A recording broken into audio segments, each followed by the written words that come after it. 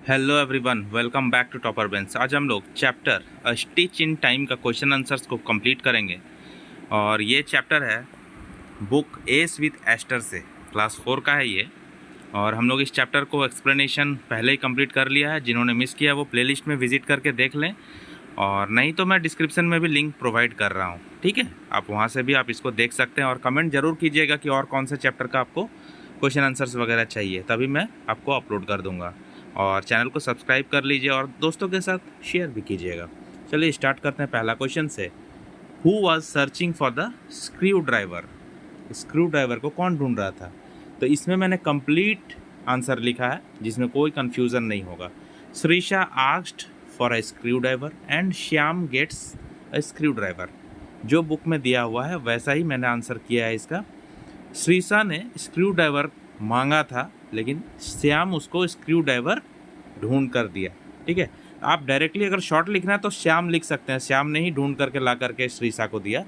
लेकिन अगर आप ऐसा लिखेंगे बुक में जैसा दिया वैसा तो ज़्यादा अच्छा रहेगा। Shreesha asked for a screwdriver and Shyam gets a screw driver.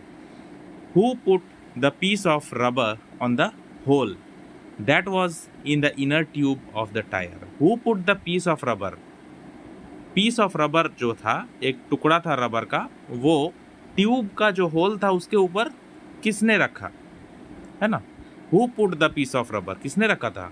Shyam put the piece of rubber on the hole that was in the inner tube of tyre. Tyre के अंदर में ट्यूब था, ट्यूब पंक्चर हो चुका था, छेद हो गया था, उसमें होल हो गया था। होल ढूंढ लेने के बाद उसका जो होल था उसके ऊपर चिपकाने के लिए रबर का टुकड़ा जो था वो किसने रखा था? वो श्याम ने रखा था।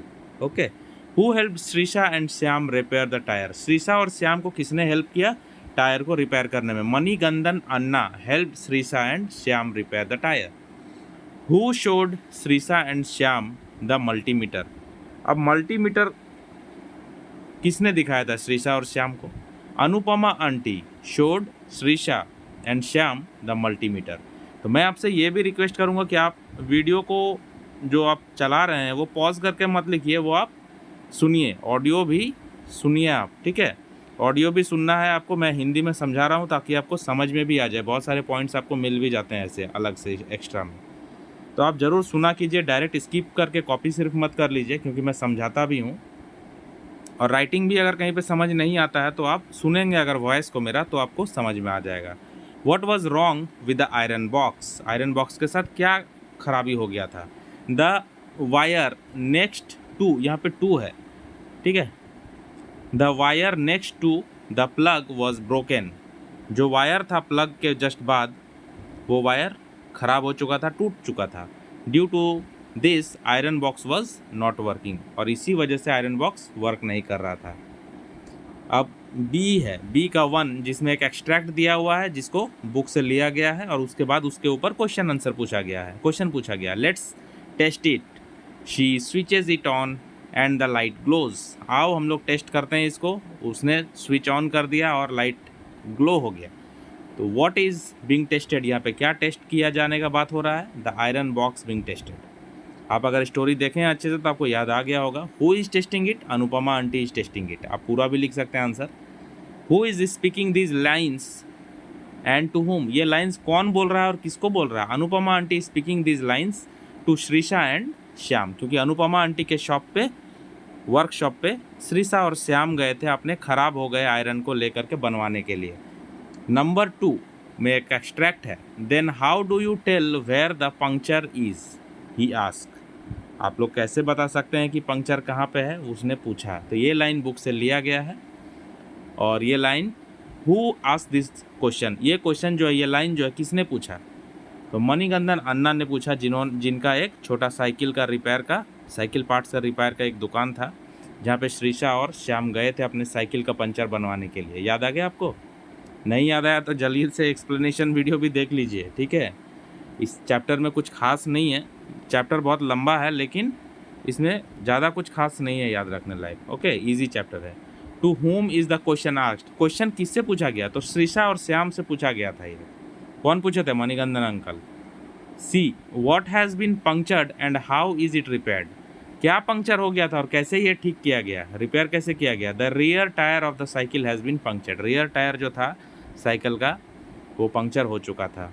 Manigandan anna repaired the punctured tyre. Manigandan anna जो थे वर्कशॉप के जो मालिक, दुकानदार जो थे, शॉप साइकिल रिपेयर शॉप का मालिक, उन्होंने पंक्चर रिपेयर किया। By searching the hole and pasting a piece of rubber on the hole. तो ये आंसर जो ये पार्ट जो है ये काफ़ी लंबा हो सकता था अगर मैं एक्सप्लेन करता तो, लेकिन मुझे समझ में आता है क्लास 4 के लिए बहुत बड़ा आंसर नहीं होना चाहिए, क्योंकि आपको भी याद करने में दिक्कत होगा।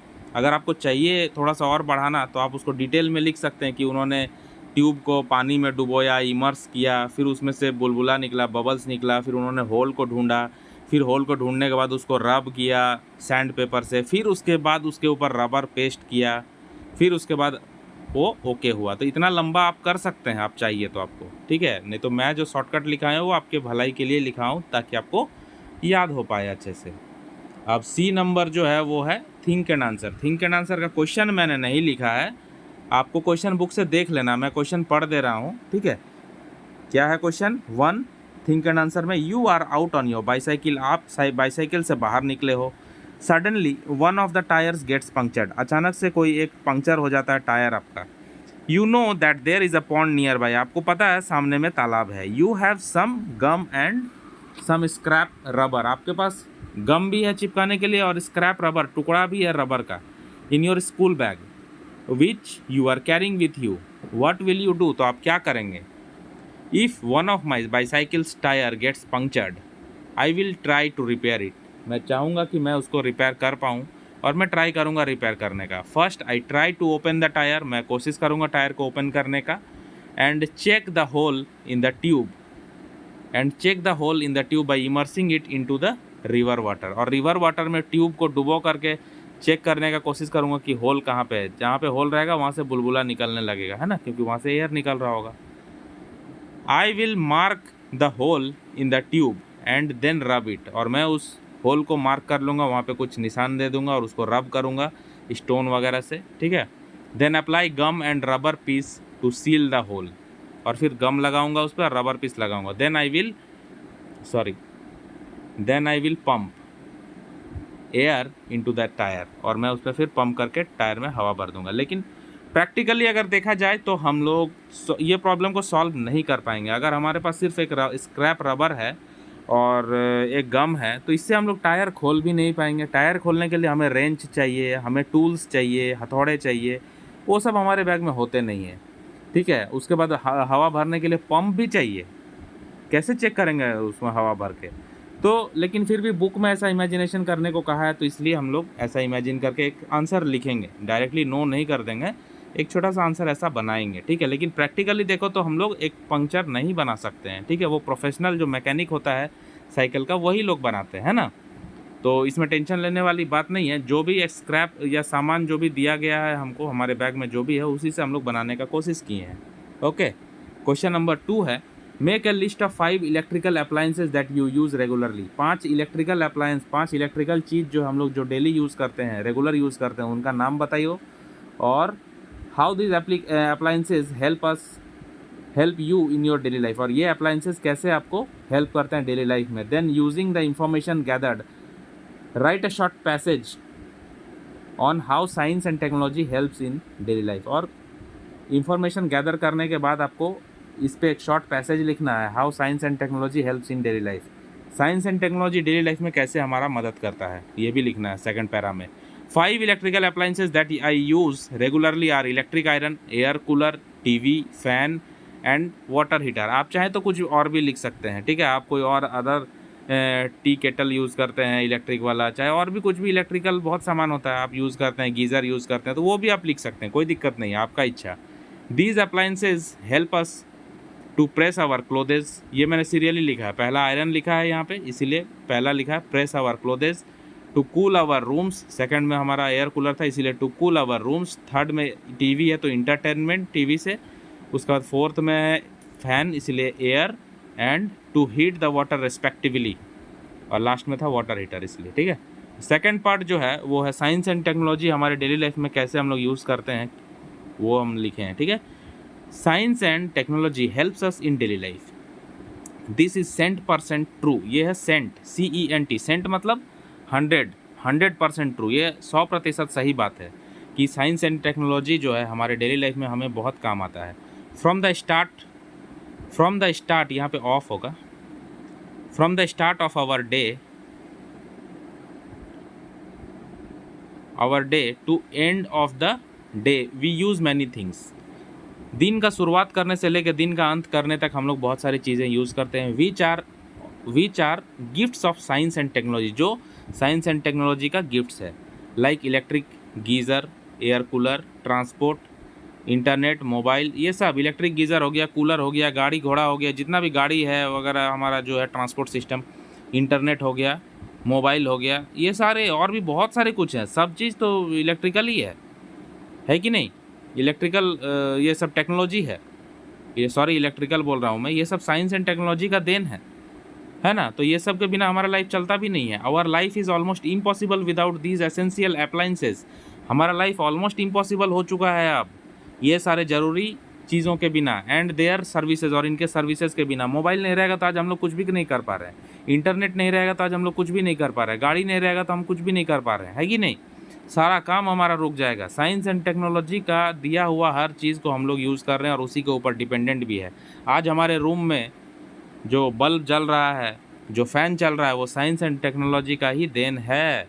तो ये नहीं रहता तो पूरा अर्थ जो है वो पूरा अंधकारमय रहता। इसीलिए आप समझ गए होंगे साइंस एंड टेक्नोलॉजी जो है वो हमारे लिए बून है, वरदान है। Nowadays technology has developed many folds. आजकल टेक्नोलॉजी जो है वो बहुत डेवलप कर चुका है। And everything is on our finger tips, और सब कुछ हमारे फिंगर टिप्स पे है, हमारे फिंगर्स पे है। हम लोग मोबाइल से बटन दबाते हैं, हम लोग रिमोट कंट्रोल दबाते हैं और हमारा काम चल कुछ ही पलों में हो जाता है पूरा। ये सब कैसे हो रहा? साइंस एंड टेक्नोलॉजी का देन है ना? We are dependent on science and technology nowadays. हम लोग पूरी तरीके से डिपेंडेंट है साइंस एंड टेक्नोलॉजी पे। इस पे लिखना है तो आप बहुत बड़ा ऐसे लिख सकते हैं, 300 वर्ड, 400 वर्ड, 500 वर्ड, 1000 वर्ड का भी मैं लिख सकता हूँ, लेकिन आप क्लास 4 के बच्चे हैं इसलिए मैंने बहुत छोटा सा एक पैसेज लिखा, शॉर्ट पैसेज बोला भी गया है। तो साइंस एंड टेक्नोलॉजी पर आप जितना लिखोगे उतना कम है। आप चाहे तो और बढ़ा सकते हो या फिर कट भी कर सकते हो। तो यहाँ पे ये वीडियो ख़त्म होता है। जाते जाते चैनल को सब्सक्राइब कर लीजिए और वीडियो को एक लाइक दे दीजिए भाइयों, ठीक है? और कुछ रिक्वायरमेंट होगा तो कमेंट करके ज़रूर बताना, ठीक है? मिलते हैं नेक्स्ट वीडियो में, तब तक के लिए गुड बाय।